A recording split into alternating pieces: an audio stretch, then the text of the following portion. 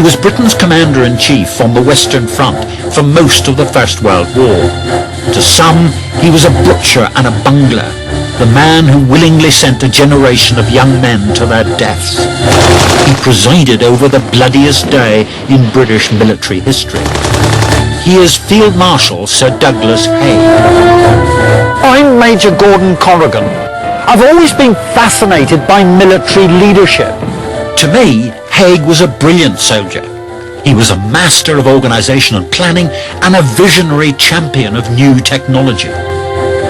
Without him, the history of the 20th century would be very different. And I'm well aware that by adding him to my list of great commanders, I'm being controversial. Behind all the smoke and mirrors, the immediate causes of the First World War were really quite simple. A German desire to control Europe, and a British realisation that if she did, then the next step would be to take on Britain. The British had to fight alongside the French, because if they didn't, they would be the next victim. The conflict broke out in August 1914, when Germany invaded France and Belgium, and Britain came in on the side of the French. Within 4 months, the Western Front of the war, stretching from the Channel coast to the Swiss border, was bogged down in trench warfare. From December 1915, Haig was Commander-in-Chief. For the next 3 years, Douglas Haig was responsible for the British conduct of the war on the Western Front. Much later, critics would label him Butcher Haig because of what happened in 1916, which saw the biggest death toll in a single day in the whole history of the British Army. In 1916, the British attacked the Germans north of the River Somme. The offensive began with a savage 7-day artillery bombardment of the German defences.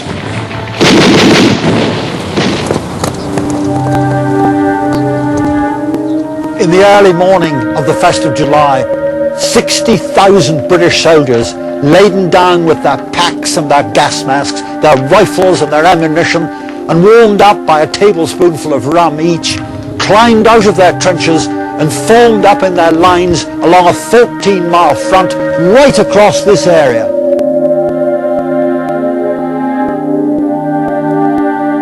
Their orders were to advance in line, men 5 yards apart, at a steady walk over no man's land towards the enemy. To run would exhaust them before they got there. It was hoped that the artillery bombardment before the attack and the artillery barrage during it would destroy most of the opposition. Sadly, it didn't. And there are good reasons for that.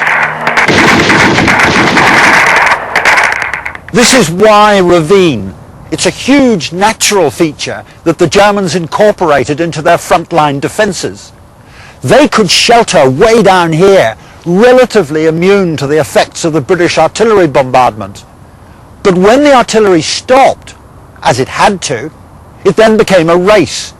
Could the Germans get their machine guns from out of their dugouts way down here and up to the top of the bank before the British infantry fell on them?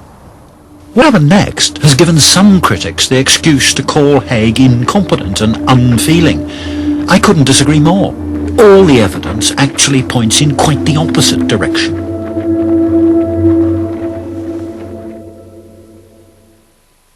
Three cutthroat gangs, 2 damsels in distress, and one thing thereof. The first day of the Battle of the Somme was underway. Douglas Haig, as Commander-in-Chief, would be accused of being the man who presided over the bloodiest day in British military history. This is the Sunken Lane, and in 1916 it ran through no man's land, just over 100 yards from the German frontline position. On that morning, 2 companies of the 1st Battalion, the Lancashire Fusiliers, were sheltering here, waiting for the order to go over the top. An army cameraman filmed them just minutes before the whistles blew.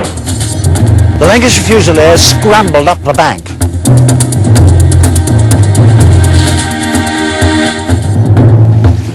As the Fusiliers emerged from the sunken lane, British artillery is still bringing down covering fire on the German front line, which is just over there in those trees.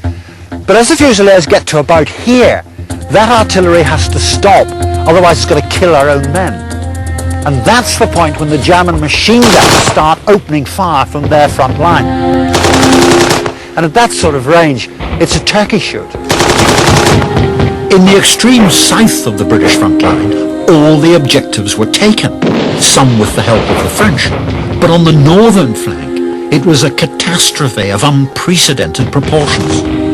Another 40,000 men were sent in, only adding more names to the casualty lists.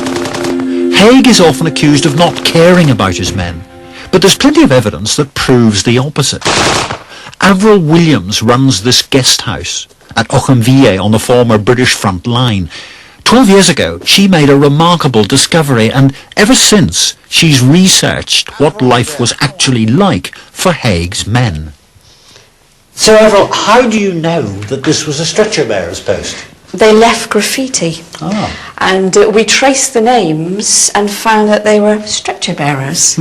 So this one here, you see, is J. Lane, 2nd Royal Fusilier. He actually survived the war. Then you've got Private H. Weaver. Look, it says stretcher bearer. Oh, yes. And there's his number, and we traced him, and he survived the war as well. We always think Haig was a bit of a butcher, but what he actually did was make sure that the troops were looked after. Avril's discovery underlines a point many forget. Most people believe that Tommy joined the army and then spent 4¼ years in a frontline trench. That's not actually true, is it? No, not at all. What happened was they spent 3 months at maximum in the front line. This is front line. People forget that front line is just a trench. You can't possibly live 3 months in a trench. You come back, this is where they feed, this is where they sleep. Unfortunately, if you were in a battle, then that's the time when you didn't sleep well, you had funk holes to live in. Here, you had everything. By nightfall, on the 1st of July, the British Army had suffered 57,000 casualties. Over half the number of men that had gone into that first attack. 19,000 of them were dead. So how can I say that Haig was a great commander? After all, he presided over all of this. Well, actually, it wasn't anybody's fault. A tiny pre-war defence industry simply couldn't expand quickly enough to cope with the requirements of modern warfare. They had to take on a lot of untrained labour, and inevitably a lot of the products, the shells, didn't work. And the army wasn't ready for war either. Despite Haig's army reforms, the British army was tiny. There was no compulsory military service in peacetime, and the battalions were inexperienced and under-trained. That's why the first day of the Somme was a catastrophe. But a great commander cares about the loss of even a single life, and some people think Haig didn't care. At first glance, his diaries might appear to confirm this. This is a secret memorandum from the 1st of August 1916. The end of the first month of the Battle of the Somme, and Haig's giving here the results of the Allied offensive on the west, which has now lasted just over a month, are as follows. And he says, our losses in this last month's very heavy fighting, totalling to about 120,000 more than they would have been if we had not attacked, cannot be regarded as unduly heavy, nor as sufficient to justify any anxiety as to our ability to continue the offensive. Unthinking, uncaring, unfeeling? Well, in the scale of things, and I would say from a layman's point of view, if you actually look cold-bloodedly at the amount of dead and wounded, can't help feel that Haig, for instance, was... You've got to call him... Mate, you can call him stoical, but, I mean, you could call him cold-blooded. Yeah, I think that's fair enough. I think actually any military commander has to be. Because if he wasn't, he'd go bonkers. He couldn't do his job. That's true. He was no butcher. He was a man who really minded making decisions which would bring death to so many men. But he was a professional man. He had to make decisions which he knew would cost the lives of men, and the men knew they were going to lose their lives. And he himself used to say that I did my best and I think I did a good job for the nation. Haig didn't squander a generation in the First World War. It's a common misconception because of the way the infantry was organised. The soldiers that went into action on the 1st of July 1916 were largely in territorial or PALS battalions, men from the same factories and the same streets who joined up together at the beginning of the war. Now, recruiting infantry battalions in that way was tremendous for team building, but when deaths occurred, they all happened at the same time and they all affected the same small area. So back home, everybody knew somebody who'd lost a husband or a father or a brother or a son. And that's the reason for the popular misconception that we lost a generation in this war and that Haig was to blame. We didn't, and he wasn't. The same number of deaths spread evenly across the country would have had far less impact. As it was, the French, with a population 6 million less than ours, had twice as many deaths. Another criticism made of Haig is that he was backward-looking. Nothing could be further from the truth. Haig was an innovator. Since 1914, the British have been experimenting with tanks, but it was thanks to Haig that they were used at the Somme in the autumn of 1916.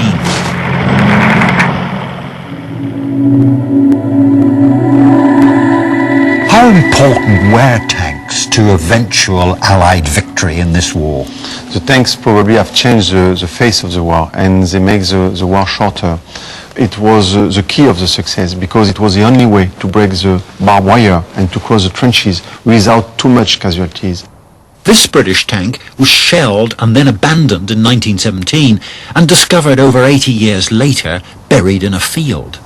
As you uncovered it, what did you feel like? It was an amazing emotion.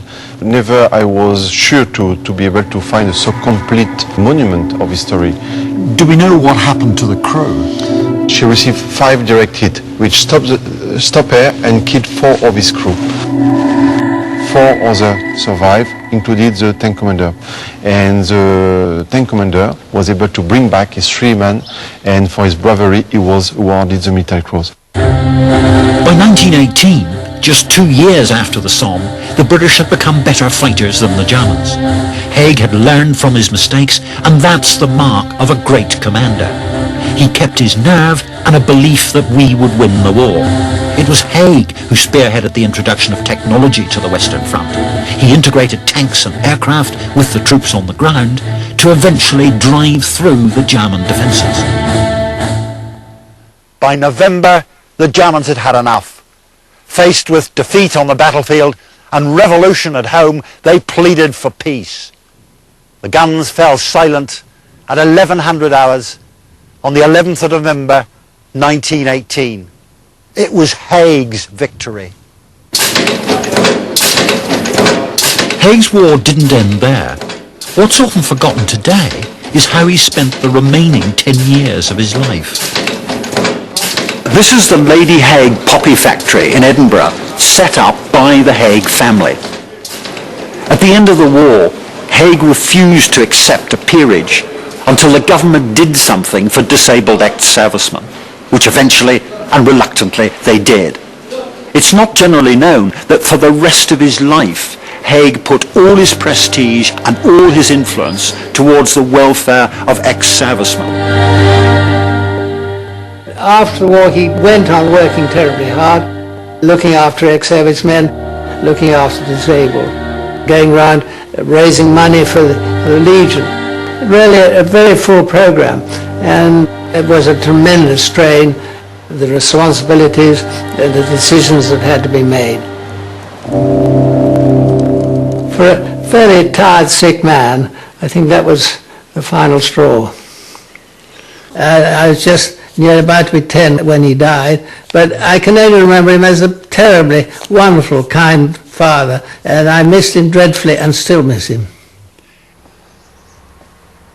unlike many politicians, Haig knew from the outset that there was never going to be an easy way to win this war. Douglas Haig did win it. Yes, it was expensive in lives, but if you want to play with the big boys, that's the price you have to pay. Douglas Haig has been grossly misunderstood and misrepresented. He didn't kill all those British soldiers. The German army did. And in a country that maintains a tiny army in peacetime and then has to expand hugely in time of war, heavy casualties are inevitable while that army learns its trade. It was Haig who took a tiny British army and nurtured it until by 1918 it was the only army capable of defeating the Germans on the field of battle. It is that unarguable achievement that makes Douglas Haig a great British commander.